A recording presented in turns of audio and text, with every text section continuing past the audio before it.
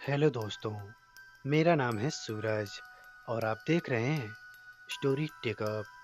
चलिए दोस्तों, कहानी को शुरू करते हैं। तीन दोस्त थे, हर्ष, मोहित और विवेक। राजस्थान के एक छोटे से गांव आए थे। वो लोग अपने काम के सिलसिले से यहाँ आए थे। अपने कारोबार के लिए यहाँ फैक्ट्री डालना चाहते थे, क्योंकि उस गांव में जमीन और मजदूर दोनों ही बहुत सस्ते थे। उस गांव में विवेक ने होटल साउलफुल में रुकने का इंतजाम किया था। होटल साउलफुल एक छोटा सा होटल था। कोई आलीशान पत्थर नहीं थे। उसमें बीएस ईंट से बनी एक इमारत थी और नीचे खाने का बना एक वेज रेस्टोरेंट में भी टेबल और दरवाजों पर धूल लगी हुई थी, जैसे वहां का चूल्हा सालों से जला ही नहीं था। जैसे ही वे लोग होटल पहुंचे तो उन्होंने देखा कोई स्टाफ ही नहीं था। बस वॉचमैन के नाम पर एक बूढ़े से चाचा बैठे थे, जो अपनी बीड़ी पी रहे थे। हर्ष और मोहित दोनों ही विवेक को डांटने लगे, क्योंकि होटल बुक करने की जिम्मेदारी विवेक की थी और वो होटल बिल्कुल वीरान लग रहा था।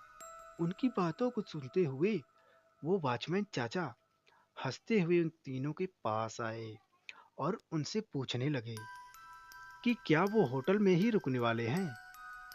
उन तीनों ने सर हिलाकर हाँ में कहा और चाचा जोर जोर से हंसने लगे। हंसते हंसते ही फिर उन्होंने चलना शुरू किया। कुछ गुनगुनाते हुए वहां से चले गए। उन तीनों ने वॉचमैन चाचा को पागल समझकर उनकी बातों पर ध्यान नहीं दिया। तभी रिसेप्शन पर एक आदमी आया।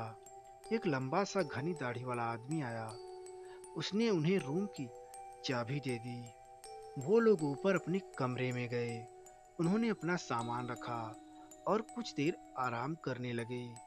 हर्ष को अचानक प्यास लगने लगी और कमरे में पानी ही नहीं था। हर्ष जैसे ही पानी लेने कमरे से बाहर निकला, उसे पायल की झनकार सुनाई दी। ऐसी आवाज जैसे कोई पायल पनी भाग रहा हो।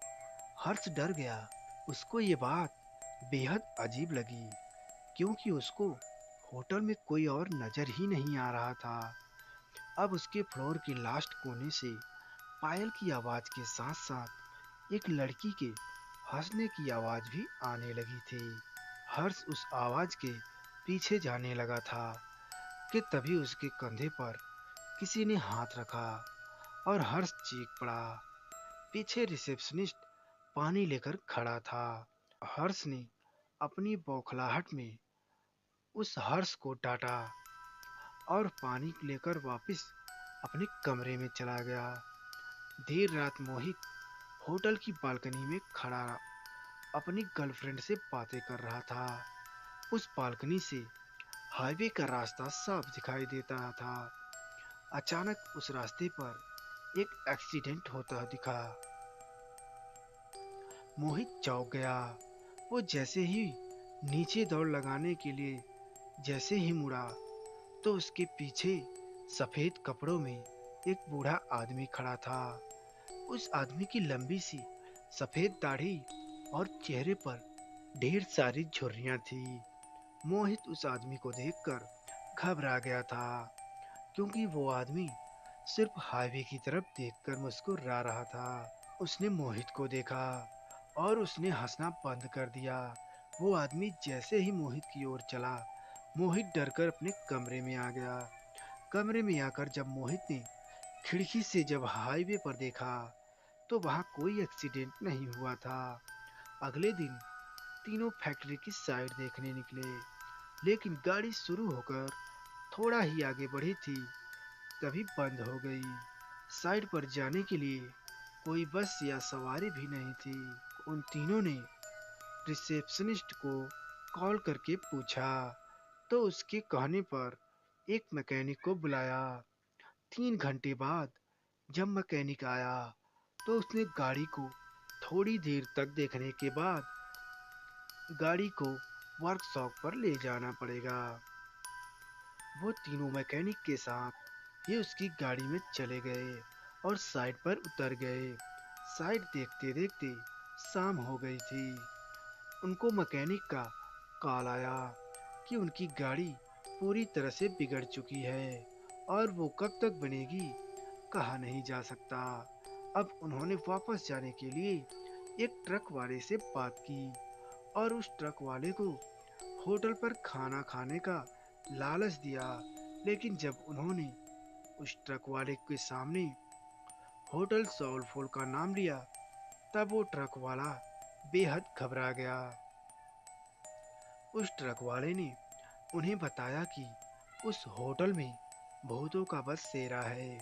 उसने कहा कि होटल सोलफुल एक कब्रिस्तान के ऊपर बनाया गया था। एक नहीं बल्कि 100 से भी ज्यादा भूत वहां रहते हैं और इसलिए वहां कोई भी नहीं जाता। हर्ष और मोहित के साथ हुए हादसे ने उन्हें सोचने पर मजबूर किया। पर विवेक भूत प्रेत ऐसी चीजों से नहीं मानता था। उसने ये बात रफा दफा कर दी और ट्रक ड्राइवर से कहा कि वो उन्हें होटल से थोड़ा दूर ही उतार दे। बहुत मनाने के बाद वो ट्रक वाला मान गया और वो तीनों जैसे तैसे होटल पहुंचे। देर रात हो गई थी और तीनों कमरे में आराम कर रहे थे। विवेक भी लेटे लेटे अपने फोन से खींची फोटो देख रहा था। लेकिन अचानक वो उठकर बैठ गया।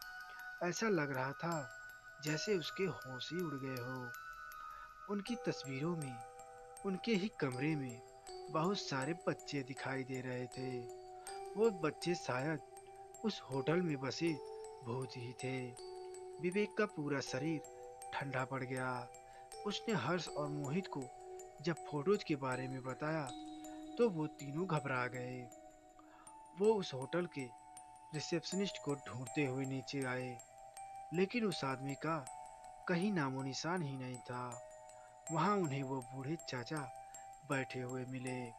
उन्होंने ये सब उस बूढ़े चाचा को बताया तो उस बूढ़े चाचा ने हंसते हुए कहा कि जब वो होटल के अंदर आए थे तो चार आत्माएं तो उनकी गाड़ी के ऊपर बैठी हुई थी। उन्होंने बताया कि होटल सोलफुल में पिछले 20 सालों में भूतों का बसेरा है। जब से होटल बना था तब से यहाँ के भूत होटल में आने जाने वालों को जिंदा वापस नहीं जाने देते। किसी के एक्सीडेंट करा देते हैं तो किसी को आत्महत्या करने पर मजबूर कर देते हैं। फिर होटल की बालकनी की ओर इशारा करके बताया कि वहां देखो, वो सफेद कुर्ते में एक बूढ़ा आदमी खड़ा है। उस आदमी ने यहाँ होटल बनाने से मना करा था क्योंकि ये जगह कब्रिस्तान की थी। लेकिन कुछ महीनों बाद होटल के सामने वाली रोड पर एक्सीडेंट से उस आदमी की मौत हो गई थी और आखिर में उसने बताया कि उनकी गाड़ी ठीक नहीं होने वाली। वो गाड़ी अपने साथ कई साए ले गई थी। होटल में रहने वाले उन बच्चों की आत्माओं को वो गाड़ी पसंद आ गई थी और शायद इसीलिए वो तीनों अभी तक जिंदा भी थे। उस बूढ़े आदमी ने उन तीनों से अपनी जान बचाकर भागने को कहा। ये सब बातें सुनकर उन तीनों के पसीने छूट गए। उन्होंने फैसला किया कि वो तीनों अभी के अभी इस होटल से निकल जाएंगे। वो तीनों अपना सामान लेकर निकल ही रहे थे कि तभी उन्हें वो रिसेप्शनिस्ट मिला।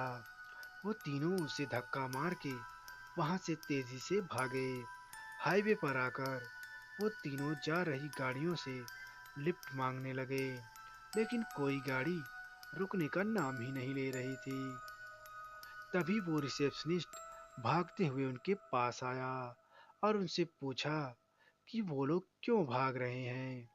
रिसेप्शनिस्ट उन्हें वापस होटल में वापस आने के लिए कहने लगा और अचानक से हवा के झोंकों से उसका मफलर उड़ गया और उन तीनों को उसके गले में फांसी के फंदे का निशान दिखाई दिया। उन तीनों के पैरों तले जमीन खिसक गई थी वो समझ गए थे कि यहाँ सभी मर चुके हैं और कोई भी जिंदा नहीं है। तीनों डर के मारे हाईवे के रास्ते पर भागने लगे थे। भागते भागते जब कुछ दूर पहुंचे तो उन्होंने पीछे मुड़कर देखा। हवा में कई भूत उस होटल के चक्कर लगा रहे थे और बाहर खड़े वो रिसेप्शनिस्ट और बूढ़ा आदमी उन्हें देखकर अजीब तरह से मुस्कुरा रहे थे। उस होटल के बारे में बात करने से वो तीनों आज भी घबराते हैं। उनकी जान तो बच गई थी, पर जिंदगी भर के लिए उनके मन में डर बैठ गया था। दोस्तों, अगर आपको ये मेरी कहानी पसंद आई हो तो प्लीज़ वीडियो को लाइक करके चैनल को सब्सक्राइब जरूर कर लें।